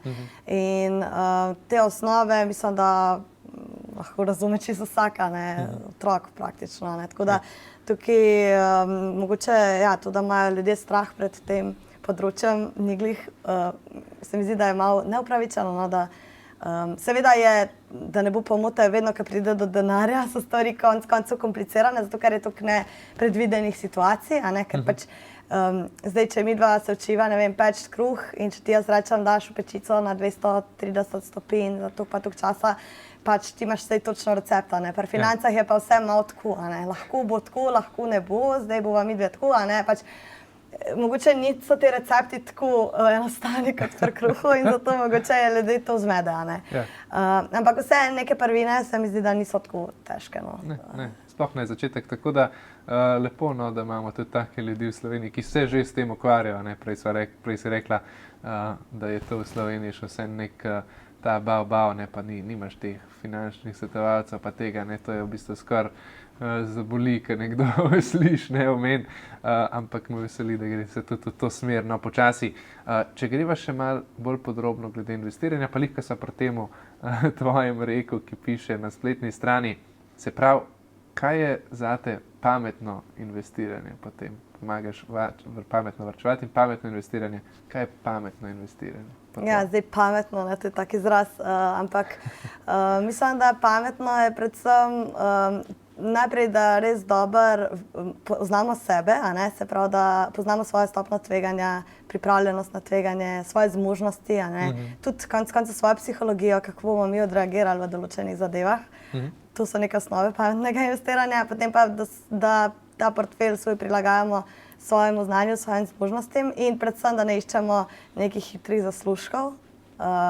Tukaj sva že uvodoma govorila, ne, se pravi, investiranje je tudi na tek na dolge proge in pametno je definitivno to, da se tega zavedamo, ne, da to je pač, da nič ne bo čez noč in da mogoče tudi ne lovimo nekih vročih zgodbic, ampak si nekako dobro postavimo celoten načrt finančni, strategijo, a ne, in na ta način potem dosežemo veliko boljše rezultate. Se pravi, da res najprej razumeš sebe, ne, in kako si ti dovzeten do teh stvari. A se ti zdi mogoče, da bi mogel vlagati vsak, ali je to odvisno od posameznika? Mislim, jaz tako rečem tudi varčevanja, ne. Če nimaš nobenih finančnih ciljev, pa ne rabiš varčevati, ne. In isto je pri investiranju, ne. Cilj investiranja ni to, da imaš ti na računu kup denarja, ki ga ne rabiš. Cilj investiranja je to, da ti dosežeš cilje, ki si jih zastavil hitreje, ne. In v določenem času, ki si ga zastavil. In tukaj se mi zdi, da načeloma, po teoriji, ne, ni potrebno, da vsi investirajo, ampak praksa kaže, da pač vsi imamo neke dolgoročne cilje, oziroma se slej ali prej izkaže, da imamo neke večje cilje, ki so na dolgi rok mogoče težje dosegljivi brez investiranja. In če pač imaš te cilje, se mi zdi nujno investirati. Če pač jih nimaš, potem ne. Se pravi, če imaš cilje, moraš investirati. Ja, če imaš dolgoročne cilje, mi tudi včasih na kakšnih predavanjih tudi računamo, ne, recimo, koliko, ne vem, bi bilo treba prihraniti za pokojnino, a ne, in potem povejo mi tako eno številko, koliko se recimo njim zdi primerno za pokojnino in potem to razdelimo, ne vem, na 30 let imamo še časa in tako naprej, a ne, in pride ven neka ogromna številka, ne vem, rečemo 500 evrov na mesec, a ne, in so ljudje pa že, pa to jaz pač ne moram 500 evrov na mesec privarčevati za pokojnino, ne vem, kračem, ampak če je to čez 30 let, moramo mi pač lahko v bistvu vložimo 3-krat manj skoraj, ali recimo ne spet odvisno od tega, kam investiramo, ampak lahko mi bistveno manj investiramo, ne, zdaj 100 evrov na mesec ali pa 150 evrov na mesec, pa mogoče bi že lahko dal na stran, ne, recimo za pokojnino. Tako da tu je to zavedanje, nekega mogoče mi nimamo, oziroma Slovenija je pač to še dosti na začetku, ne, ta finančna pismenost, kar se tiče investiranja sploh, da pač čas dela tudi za nas, ne. Ja, absolutno. No, to je ena izmed prvih stvari, ta obrestni račun, ne, tam je kar močna stvar. No, v Ameriki se tega že zelo dobro zavedajo, pa nam se zaenkrat še nekako tega opletamo. Kako pa ti gledaš na inflacijo, ne? Se pravi, ja, če nimaš finančnih ciljev, ne rabiš varčevati, ampak kje pa ti, mislim, se kaj pripravljate na inflacijo tekom tvojih izobraževanj ali pa kakorkoli, je to neka resna problematika, ali se ti zdi, da ni to? Mislim, inflacija je itak vedno problematika, ne, če imaš prihranke. Če jih nimaš, je problem samo pač iz vidika rasti stroškov, ne, ampak tu verjetno bolj ciljaš na to, da pač nam denar na računu izgublja vrednost. Ja, pa kakorkoli se tudi, ne, če pogledaš cene v trgovinah, ja, mislim, definitivno je fajn, če se borimo proti inflaciji, ne, na način, da pač investiramo, ne, sej drugi načini niso tako v naših rokah, a ne. Ja, ne, jaz vsakega gosta vprašam po mnenju, pa slišim različne, tako da noben problem, ampak ja, mislim, absolutno moj pogled je na inflacijo je jasen, ne.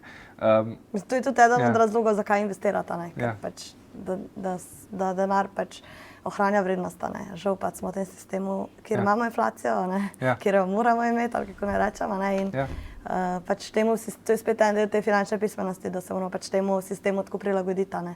In investiranje je v bistvu po mojem edini način, no razen ne vem, če poznamo še kakšen drug način. Kako pa nekdo, recimo zdaj nekdo, ki ga je pa res strah vlaganja oziroma strah teh finančnega sveta, ne, prej so že govorila, da tudi je res nekih ljudi kar nekaj, ne, recimo mi dva sva sploh izjeme za najina leta ali pa kakorkoli, kako naj se nekdo loti sploh investiranja, vlaganja, ali sploh naj se loti? Mislim, najprej, da se izobražuje, to je prvo, ne. Izobraževanje. Tukaj tudi ljudje, ki rečejo, mene je ful strah, ja, sej strah te je, ker pač ne poznaš stvari, a ne. Ko boš poznal stvari, te ne bo toliko straha, ne. In tukaj, če nekoga izredno strah, točno vemo, da pač nima veliko znanja o tem, ne, ker ko imaš neko znanje, se mi zdi, da je pač veliko lažje, ne, in tudi ko veš, kaj sploh je tveganje, ker tudi to, ne, ljudje mislijo, ja, zdaj pa investiral, pa bom kar čez noč vse izgubil, ne, ja. Potem pa te isti ljudje igrajo in investirajo v neke piramidne sheme, ne. To je recimo meni fascinantno, ne, se pravi, ti ne veš, kaj pomeni tveganje, ne.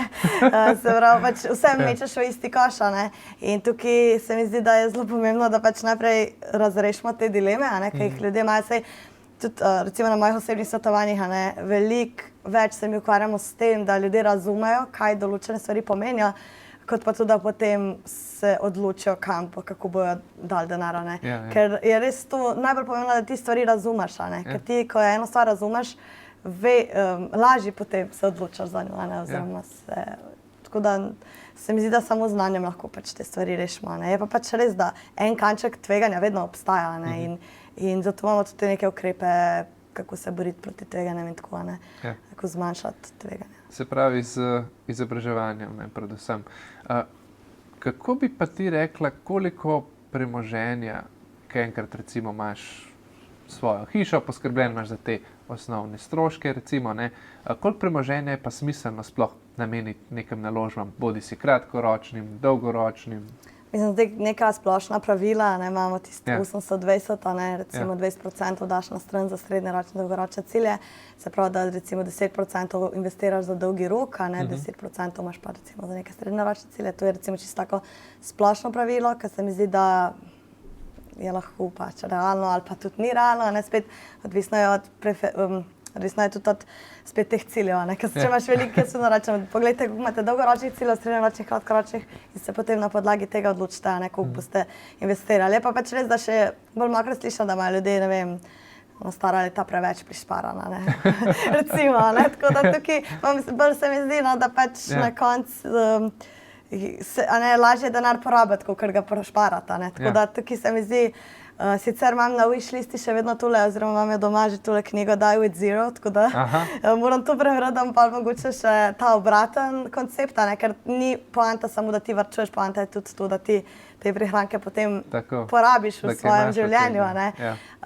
Tako da tukaj tudi mogoče naslednjič lahko povedala kaj več, ampak ne vem, se mi tukaj je res zelo individualno, mislim, kot sem že prej rekla, lahko nič, pa bo nekdo dobro živel, lahko pa pol plače daš na stran, pa mogoče ti bo še vedno premalo. Odvisno res, če imaš recimo željo predčasno upokojitev, no to dostikrat recimo tudi govorim, to je recimo eden od ciljev, ki je tako dosti pogost, ta FIRE, in tukaj, če ti začneš, ne vem, pri 30, zdaj ne bom sicer po moje čisto točnih številk vedela, ampak tukaj definitivno ni dovolj 20%, moraš pač prišparati, ne vem, 40-50% prihodka, če hočeš, ne vem, pri 50 se upokojiti. Zdaj sem to malo čez pac povedala, mogla bi pač zračunati, ampak no, tako, če imaš take cilje visoko leteče, potem boš definitivno potreboval več. Malo več prišparati, tako. Super, no, saj tiste točne številke bojo pa že potem zvedeli. Imajo tudi med mojimi highlightsi, mislim, da je FIRE nekje, tudi smo točno to temo in sem prav eno tabelco dala noter, ki si lahko malo glede na leta, recimo, to je čisto en tak primer. Super, ja, jaz se ta filozofija v finančnem svetu je že zelo dolgo časa zelo popularna, mogoče lahko na kratko razložiš, da bojo še poslušalci razumeli. FIRE, misliš? Se pravi Financial Independent Retire Early, se pravi, da se predčasno upokojiš, vse to je to, se pravi, veliko ljudi v današnji dobi ima pač to željo, oziroma smo pač v tem času, ko imamo v bistvu možnost, da lahko z nekim ekstremnim, bom rekla, šparanjem, oziroma pač mogoče tudi ekstremnimi prihodki ali pa višjimi prihodki, da lahko v bistvu si to privoščijo. To seveda ne uspe veliko ljudem, da bo realna, to je nekaj, kar je pač res ekstrem. In pač tudi v Sloveniji so ljudje, ki se pač pred 50, mogoče celo pred 40 letom upokojijo, na različne načine pride malo do tega. Mogoče kdo tudi sreča, tudi recimo v kriptu je to zelo pogosto. V Kranju smo imeli zanj še enega, milijonarja. Ampak recimo, da pa s svojim nekim delom in varčevanjem pač se tudi da. In to je recimo pri mladih se mi zdi, da je to dosti pač zanimivo. Mislim, tudi meni recimo ta ideja zelo zanimiva. Ja, ker nočeš ni cilj, veliko ljudem tudi ni cilj celo življenje delati. Je pa tudi resno, da kaj enkrat delaš stvari, ki te veselijo, pa v bistvu ugotoviš, da... Ja, jaz se ne predstavljam, da bi pri 50-ih nehal. Vse to, tako da tukaj se mi zdi, da je to spet en tak širši kontekst. Ja, definitivno. In gre zelo z roko v roki. Sej predvsem pa ta financial independence, se pravi neodvisnost. Ja, sej ni pa samo to fora, sej v bistvu to, da imaš ti nek kapital, je zelo dober tudi iz drugih vidikov, iz vidika varnosti, v smislu, mogoče da imaš boljši občutek ali pa mogoče lažje sprejemaš odločitve, si mogoče lažje privoščiš, ne vem, tudi konec koncev, ne vem, da ne rabiš za en mesec delati ali pa ne vem, zboliš, pa ti je treba, tudi neke take stvari, se mi zdi, da so, ne govorimo zdaj samo o tem, da je pomembno varčevati zato, da se predčasno upokojiš, daleč od tega. Poglejva še, kako se mogoče to lahko doseže, seveda pod kakšnimi pogoji, in sicer pojeva pogledati klasične, te priljubljene slovenske naložbe, to vedno gremo malo čez na podcastu, in prva je seveda tista, ki so jo že omenila danes, je nepremičnina. Nepremičnina torej v kontekstu naložbe.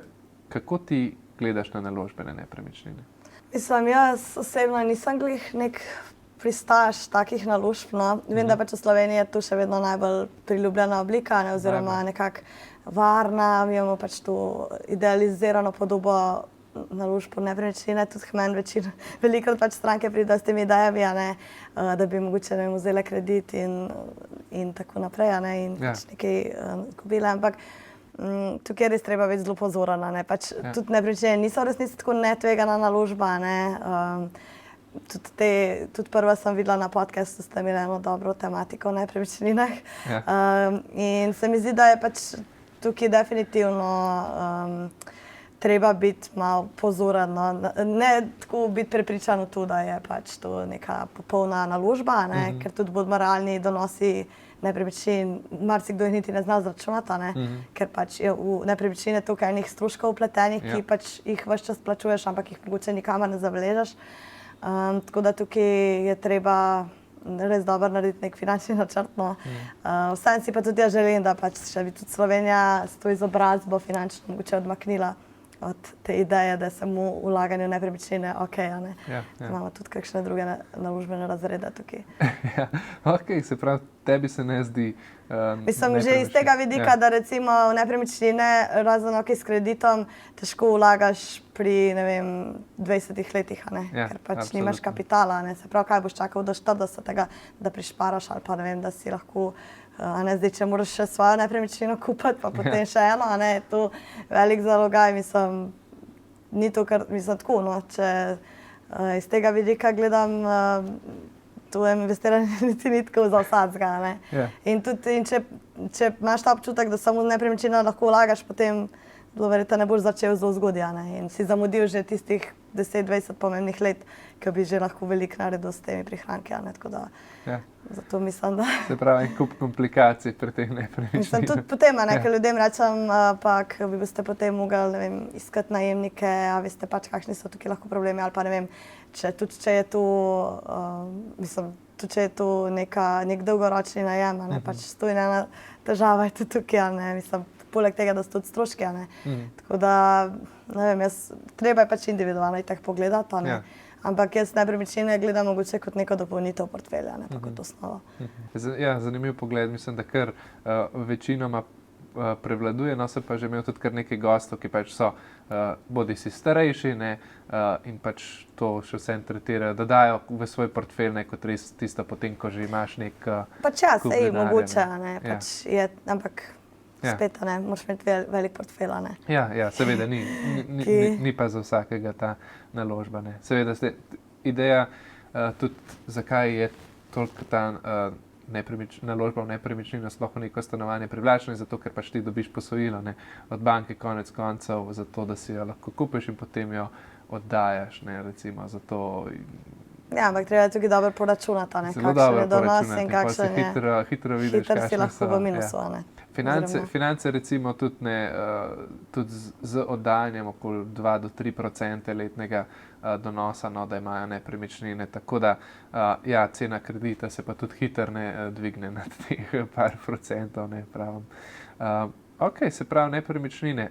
Kako pa gledaš na delnice oziroma sklade? Že prej si malo omenila, da imaš to ti bolj čez, ne? Mislim, kako gledam.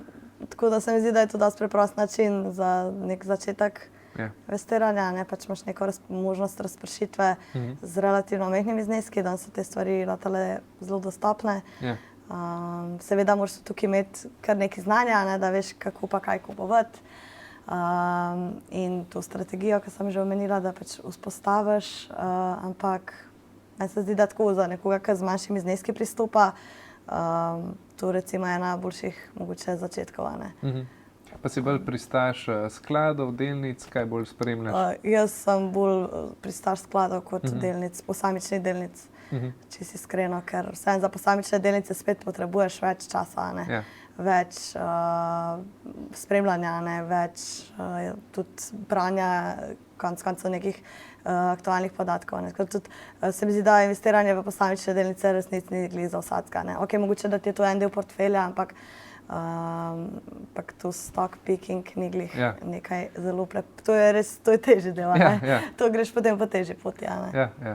Sicer, če gledava, ne, recimo sklad SP500, ne, zadnjih kar nekaj let, v bistvu prvih 10, celo ne, nekaj časa tistih 7, ampak recimo prvih 10 teh firm v bistvu praktično naredi donos celotnih 500, ne. Tako da po eni strani, ja, po drugi strani pa ta teorija kapitalizma ves denar baše v tiste največje netržne kapitalizacije. Zdaj tudi Nvidia 4000 milijard vredna, mislim, da se zdaj Google pa še Microsoft pridružil tem na 3000 milijard, ne, tako da vse se kopiči v tiste največje delnice. Pa si bolj pristaš potem slovenskega trga, mogoče te kaj tudi zanima ljubljanska borza, te naše kaj ponudbe ali bolj globalno rajš gledaš? Mislim, jaz sem bolj pristaš globalnih skladov ali pa delnic, no, ampak vsekakor pač nimam nič proti slovenski borzi, ki je odlično dela, ne? Ja. In tudi imam en del portfelja v slovenskih delnicah. Kaj pa meniš o zlatu? Si se kdaj ukvarjala kaj z zlatom? Ne, iskreno, jaz zlatu nisem glih nek velik pristaš. Že zato, ker je pač zlatu, ne da imam kaj proti, no, še vsem mislim, da pač zlatu je lahko odlična naložba, dolgoročna, ne, ampak se mi zdi, da iz vidika tveganja, pač lahko je to kot neka razpršitev tveganja, no, ampak ne vidim pa, da bi bilo to, tako kot večina mislila, ne, zlato je pa varno, ne, Ja. to ni čisto res, a ne. Tudi pri zlatu so lahko leta, ko pač ne bodo nosa, ne, sploh zato, ker pač zlato nič ne proizvaja, ne, Ja. nimamo nobenih dividend, tako da tukaj je treba pač biti po mojem pozoren, no, predvsem pa sem tukaj zaradi te hrambe tudi, a ne, tukaj so spet stroški, a ne, in tukaj, ko gremo malo gledati, kakšne so vrednosti, da se pokrijejo te stroški, moraš tudi imeti kar velik portfelj, a ne, ni mogoče, imamo pa spet tudi tukaj več različnih možnosti, a ne, mislim. Ampak jaz osebno nisem nek... Ti nimaš tam? Ne, nimam nič v zlatu, tako da. Zanimivo. Praviš, da Bitcoin pa kripto so pa sicer od partnerja? Ja, predvsem kripto del. Ja, predvsem kripto. Ja, mislim... Bitcoin pa tudi ti, mislim, vse, Ja, kaj Bitcoin pa srečuješ. tudi jaz zelo raziskujem, bom rekla, ne, mislim, tako mi je res zanimivo, no. Tudi te knjige, ki jih imate tukaj, sem prebrala, tako da mislim, me je navdušila, no, ideja in tehnologija, tako da mogoče je tudi zato mi zlato ni tako blizu, ker pač vidim ful veliko sporednic z Bitcoinom in zato mi je v bistvu Bitcoin mogoče malo ljubši. Okay. Seveda pa še vedno morava povedati, da je to relativno neka volatilna naložba, ne, veliko bolj volatilna mogoče kot druge, oziroma če sploh se usmerimo potem še v druge kriptovalute, ne. Tako da tukaj pa definitivno pač ni to glavnina mojega portfelja, ne. Ja, absolutno, popolnoma razumem, ampak zanimivo, ne? A to izhaja iz tega, bi rekla, ker si mlajša generacija, ker zlato je kar tudi zelo popularno v Sloveniji, no, konec koncev tudi kriptovalute, mislim, da že kar okolo do 20% govorijo, da Slovencev že ima kriptovalute, kar je kar zelo visoka številka v bistvu, ne? Malo previsoka. Ja, 18% so Finance poročale, tako da kar tako zelo, zelo visoka, ne? Zdi res visoka, ja.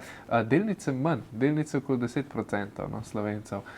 Mogoče, ker je prijaznejše vstopati, ne, se vprašanje je tle tudi o količini denarja. Količine denarja je še vseeno več v delnicah, ne, tista, ki vemo, da je. Ampak zanimivo, ne, kriptovalute kar izjemno popularne v Sloveniji. No, zdaj te pa moramo vprašati, če tako kot vsakega gosta, malo si nam že razkrila približno, ne rabiš seveda točno v številkah, ampak kakorkoli, ampak kam sama vlagaš? Kako izgleda tvoj portfelj? Ja, se sem že povedala, ne, pač jaz glavnino še vedno nekako v delniških naložbah, potem nek delaš v obvezniških in pa pač en manjši delaš v kriptovalutah. Pač tukaj malo mogoče malo nesoglasje, kakšen delež bi mogel biti v kriptovalutah, tako da tukaj malo prilagajamo, no, ampak vse v bistvu, mislim, vse pač pravila, ne, tudi portfelj je pač živa zadeva, ne, tukaj se pač tudi malo potem prilagaja, ne, koliko, tudi mogoče malo razmeram in tako naprej, ne, tako da tukaj, ampak ja, v bistvu so neke tri. To je pač to, a ne? Tri glavne naložbe. Tudi obveznice. Za katere obveznice si se pa... Jaz sem samo obvezniške sklade. Obvezniške sklade? Tako da sklade. nimam ljudskih obveznic, niti kakšnih posebnih državnih obveznic nimam, no. Tako da tukaj imam zelo enostaven, bom rekla, portfelj, ne, mislim. Ja. Ne, pa se je tako popolnoma zdrav, no, bom rekel, tak nek all-weather portfolio, sploh za tvoja leta, nič narobe, verjetno si dobro raziskala, ne glede na preteklost, kaj se ti najbolj splača, pa glede na stroške, ne, seveda, ker je tudi pomembno, ne, smiselno. Ja, stroški so pri investiranju zelo pomembni. Ja, absolutno. Kako bi se potem sama sebe opisala kot vlagateljica? Mislim, da bi se še vedno opisala kot bolj konzervativni vlagatelj.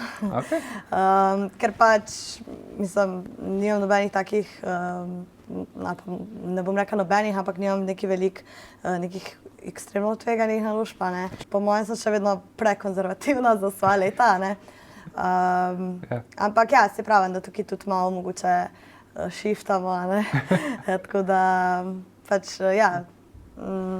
Pa se je odvisno od vsakega posameznika, ne, ni nujno, ne rabiš se prilagajati na svoja leta, ne, tudi mi vedno delamo na tak način, da čisto odvisno od tebe, ne, kako se počutiš, kje se počutiš bolj varno, to je tudi velik del, ne, ni nujno vedno tista sama suha logika, ki je najbolj pomembna pri investiranju. Mislim, se mogoče tako rečem konzervativno glede na to ročnost, ne, ker pač jaz zdaj res nimam nobenih ciljev, nekih srednjeročnih, ne, zato mogoče pač, ker vem, da večinoma na dolgi rok računam bi lahko verjetno veliko bolj tvegano, ne, igrala, ne, ampak pač zaenkrat bom tako, ne, oziroma pač se pravim, da to je pač stvar malo prilagoditev, ampak...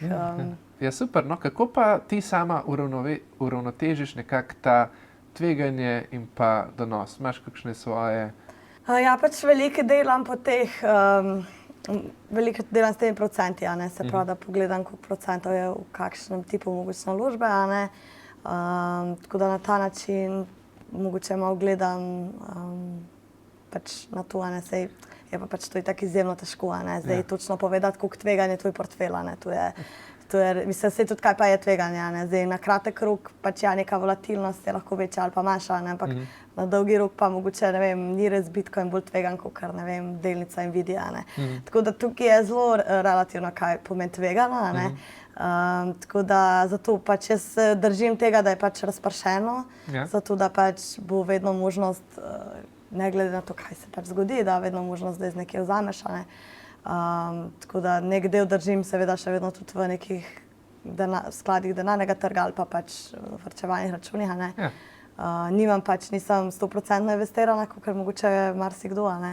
Pač tudi ne zagovarjam tega, da bi mogel pač vsak evro investirati, ampak ja, tako no, se mi zdi pač tukaj, ja, ne vem, kako ocenjujem to tveganje, pač res daš prednost kakšni svoji varnosti, likvidnosti? Ja, varnostna rezerva, absolutno, ne, tukaj tega denarja pač ne investiram, a ne. In tudi denarja, ki ga imam za kratek rok, za neke kratkoročne projekte, ne investiram, a ne. Kar pa pač za srednji in dolgi rok, pa imam pač potem razporeditev, a ne, po teh naložbenih razredih, tako da. Super, pa potem greš bolj v te, ne, se pravi, klasične naložbe, ne vem, preko, kako investiraš v delnice, imaš odprt kakšen delniški račun preko aplikacije. Ogromno računa. Ja, ker pač tudi jaz sama zaradi tega pač biznisa, ki ga imam, a ne, pač veliko stvari testiram, a ne, in imam pač več teh stvari, a ne, mislim, več različnih računov trgovalnih, tako da ja, pač večino pač ETF-ov trenutno, ampak imam pa tudi vzajemnih skladov še vedno nekaj, tako da imam vse, a ne, da lahko zdaj tudi svojim strankam pač pomagam, če imajo kakšne probleme. Ja, super, da se tudi ti sama naučiš. Mislim, ker tega je res velika, ne, mislim. Zdaj ne moraš, mislim, saj nimam vseh trgovalnih računov, da ne bo pomote, ne. Ampak nekaj pa imam, ne. Ja, razumem, nekaj velikrat se tudi kakšne tehnikalije, ne, zgodijo, pa je fino, da imaš iz prve roke, to je največ vredno, ne. Kako se ti pa zdijo ETF-i v primerjavi recimo z vzajemnimi skladi? Se ti zdi to boljši način, ne? ETF-i so ta dolgoročni hodel. Mislim, jaz se pač izogibam temu, da rečem boljši ali pa slabši način, zato ker pač je odvisno od posameznika, ne. Za koga je lahko ETF skladi so lahko boljši način, za koga so lahko slabši, a ne, zaradi tega, ker zdaj stroškovno so definitivno bolj učinkoviti oziroma pač cenejši, to lahko na dolgi rok veliko pomeni, ne, ampak če mogoče nekomu to predstavlja oviro, a ne, iz vidika tehničnega znanja ali pa mogoče znanja jezika konec koncev, ali pa mogoče ne zaupa v, ne vem, neke tuje platforme, mogoče tudi ne bo to prava pot, ne. Potem nimam nekih nisem tako strogo nastrojena proti vzajemnim skladom, no, kakor mogoče kdo drug. Sem pa seveda na tej strani, da se je treba zelo dobro podučiti o vseh pač stvarih, v katere vlagaš, a ne, in poznati detajle, poznati stroške, poznati stvari, a ne, in to je tista glavna stvar, ki se mi zdi, da je pomembna, ne. Jaz se pred kratkim sem se srečal oziroma tlele se dela kot jaz, no, ne tam kot ti, predstavnica združenj teh vzajemnih skladov v Sloveniji. No, in prav njo sem tudi vprašal, ne, glede ETF-ov pa teh vzajemnih skladov, ker eni so pač res zagrizeni na te ETF-e, ja, ker so cenejši, ker to pa to. Ampak ne tako, kot so že parkrat omenila, ne, čisto odvisno je od osebe, konc koncev, ne, pri vzajemnih skladih, konc koncev imaš tudi nekoga, ki ti pomaga, ki ti čez to gre, to je lahko veliko vredno, ne, za nekoga precej več kot par procentov razlike v donosu. Vse tudi v Sloveniji imamo, ne, tudi v ETF imaš razne ponudnike, ki ti pomagajo, ne, in spet tudi tam potem ni več to vlaganje tako ugodno, ne. Tako da tukaj treba je pač te stvari pretehtati vedno, ne.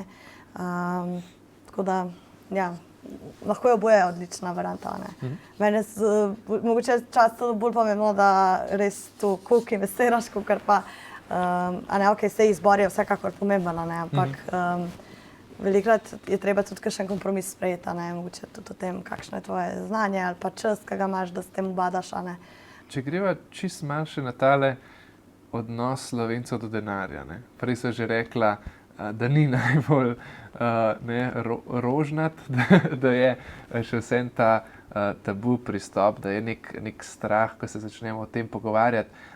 Ampak zakaj tako? To je bilo meni recimo največkrat tako vprašanje. Ne? Takoj, ne vem, ti delodajalec pove, koliko si plačan, pa ne, tega ne povedati, ne smete se o tem pogovarjati, kakorkoli, ne. Ampak vsaj pri meni v praksi je bilo tako, ko deliš te informacije, ko se pogovarjaš, pa mogoče ne rabiš zdaj vsem, ne, na ulici povedati, koliko se služiš, pa koliko pa kaj, ampak ko se pogovarjaš o teh zadevah, o financah, da nekako je lažje in tudi ti dobiš, ne, en občutek, kako, da je to pač del življenja, ne, ker vsi delamo, ne vem, vsaj po 8 ur na dan za prav ta denar, za ta dobiček, tako kot si že prej krasno povedala, ampak zakaj prav pri nas tak strah, tak tabu? A je to prav v Sloveniji, a je drugje tudi tako? Mislim, definitivno v Sloveniji smo bolj zaprti, po mojem, kar se financ tiče, no.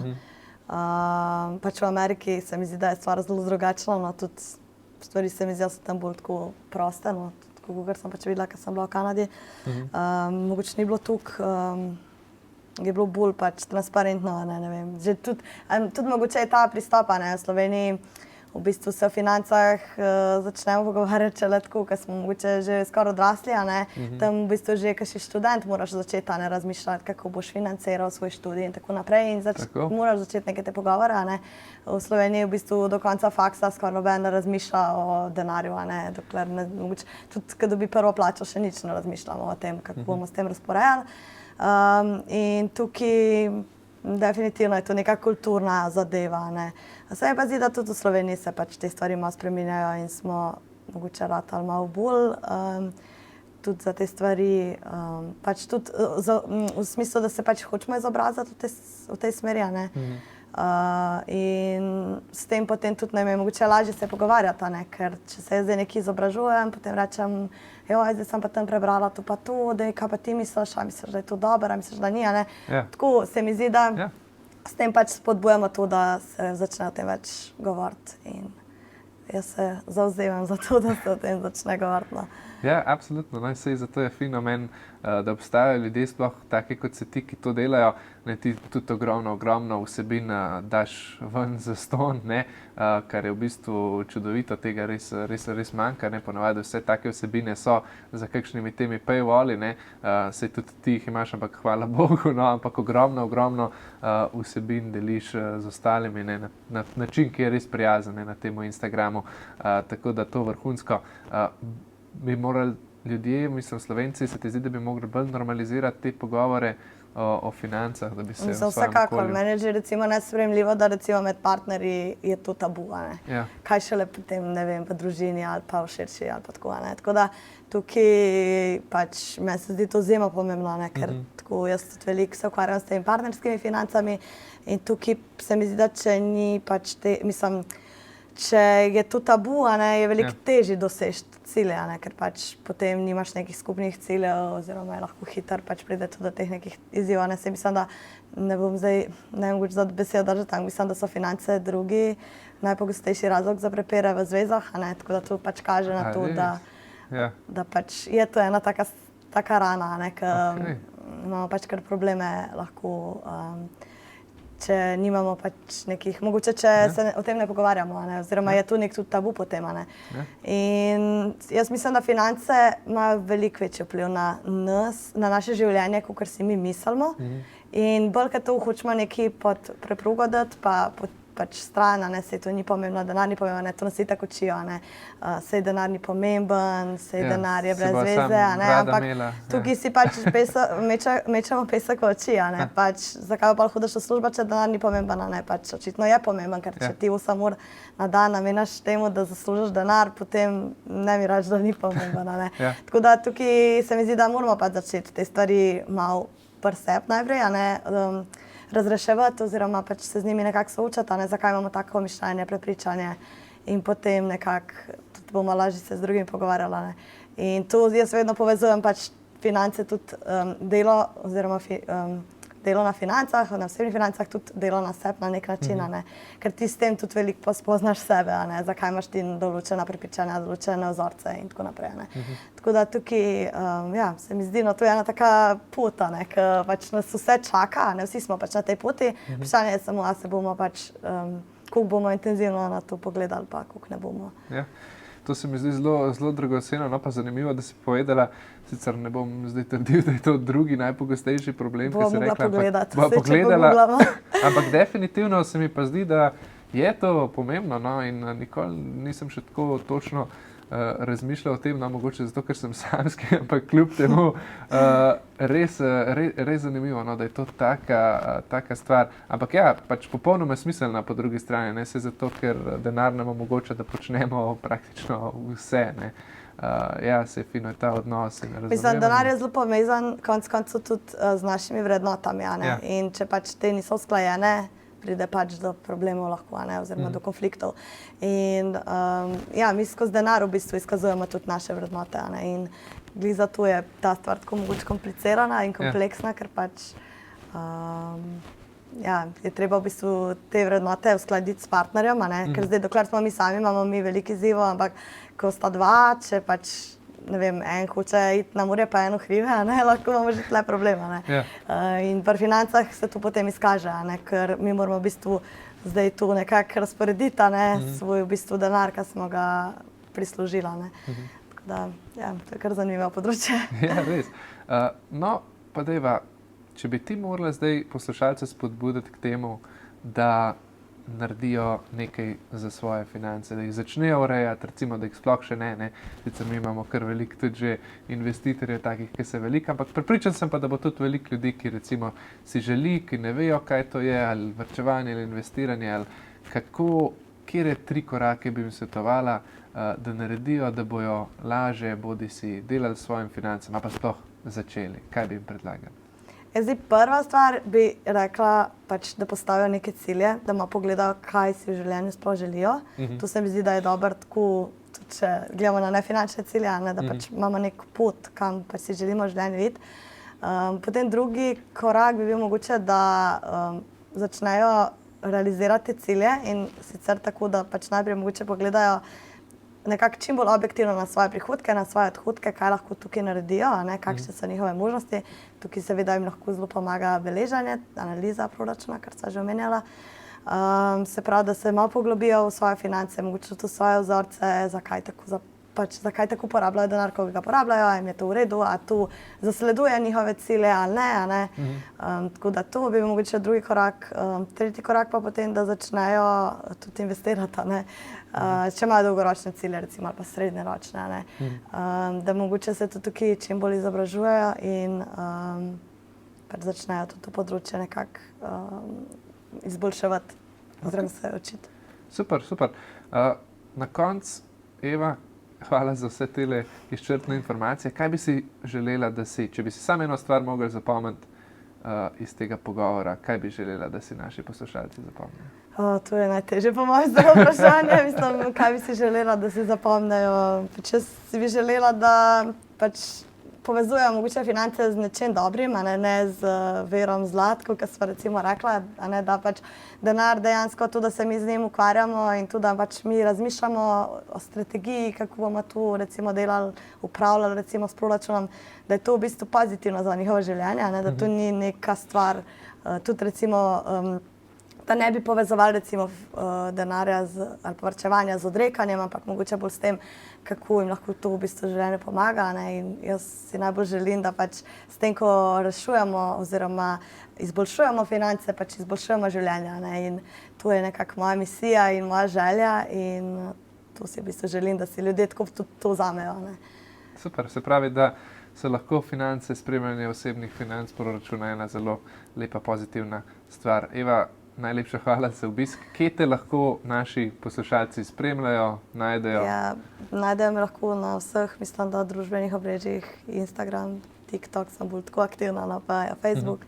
Imam tudi spletno stran, spletno trgovino, kjer imam ogromno tudi enih že posnetih raznih delavnic, predavanj in tako naprej, tako da lepo vabljeni, no, da si pogledajo denarnadlani.com, mislim, da moja spletna stran, tako da. Ok, super, Eva, najlepša hvala. Ja, hvala.